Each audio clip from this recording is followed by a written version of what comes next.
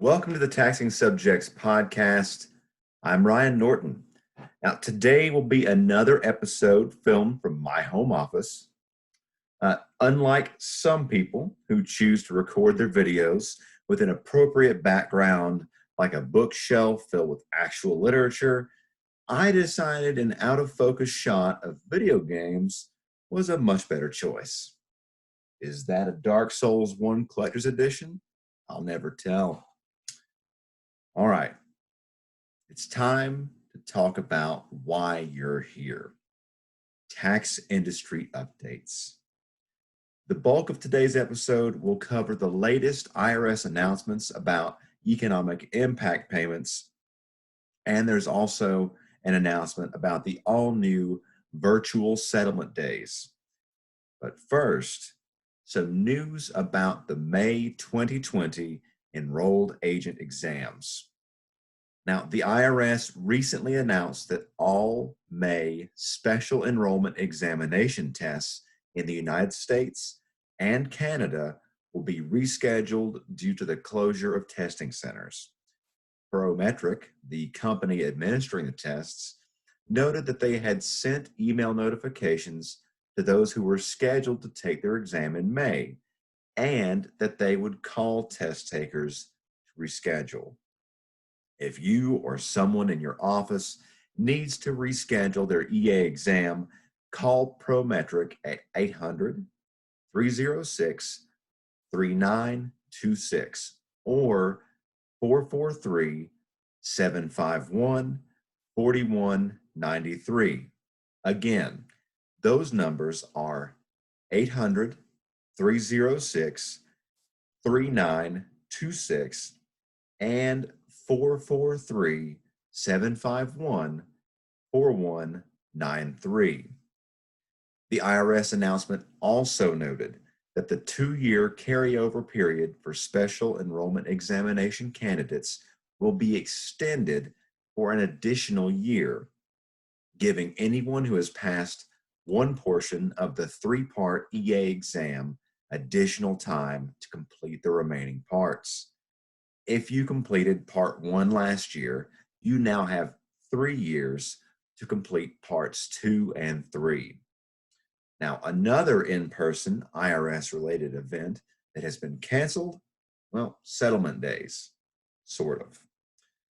Normally, the IRS and volunteers from, say, low-income taxpayer clinics will periodically host one-day in-person settlement days to give unrepresented taxpayers with a pending tax court case access to resources like free tax advice, legal representation, and the opportunity to settle the case out of court. Since in-person events of any kind can pose a challenge to taxpayers who are observing stay-at-home orders, the IRS recently announced the creation of virtual settlement days. Attendees will still be able to get free tax advice and settle their tax court case, but instead of driving to a venue, they will use the WebEx teleconferencing application to meet with advisors remotely. Moving on, we're going to look at a number of announcements concerning economic impact payments. The IRS has made a number of them about these $1,200 economic impact payments that were authorized by the CARES Act back in March. Just this week, the agency announced that 130 million taxpayers have already received a payment, bringing the current amount of money issued by the Treasury to more than $200 billion. The 5 states that have received the most in economic impact payments are California, Texas, Florida, New York, and Pennsylvania. Now, while the IRS has repeatedly stated that payments will automatically be issued to those who have filed a tax year 2018 or 2019 return and non-filers who receive certain government benefits, the agency says that some non-filers still need to provide qualifying information. If an American does not normally need to file a tax return and they are not a Social Security disability insurance, supplemental security income, or Veterans Affairs beneficiary, they may still need to contact the IRS. And the best way to do that, the agency says, use the non-filers Enter Payment Info Here tool, and that's on irs.gov. The IRS clarifies that, quote, the non-filers tool is for married couples with incomes below $24,400 or single people with income below $12,200. Now, this includes couples and individuals who are homeless. Usually, the IRS explains, married couples qualify to receive $2,400 while single people qualify to get $1,200. And people with dependents under 17 can get an additional $500 for each child. Now, the IRS says anyone who intends to use the non-filers tool needs to have the following information handy, and this comes directly from the non-filers Enter Payment Info Here page.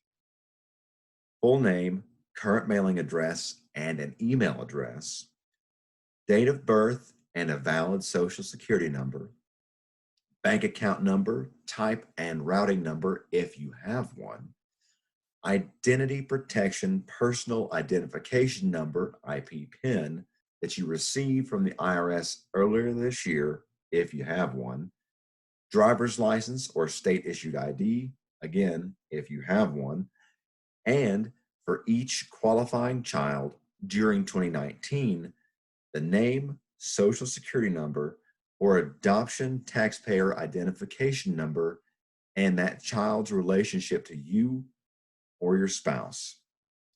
Finally, the confusion about economic impact payments may not be quite finished once this first round has been issued. And that's because the House of Representatives just announced the HEROES Act. Now that stands for the Health and Economic Recovery Omnibus Emergency Solutions Act. And we're not going to spend too much time on it since this bill will also need to pass the Senate and be signed into law by the president. But the $3 trillion HEROES Act, and that's trillion with a T, is a second coronavirus relief package similar to the CARES Act that authorized the first round of economic impact payments. Among the many items included in that bill, that's right, another series of $1,200 payments. And that's it for today. Stay safe, and we'll see you all on the next Taxing Subjects podcast.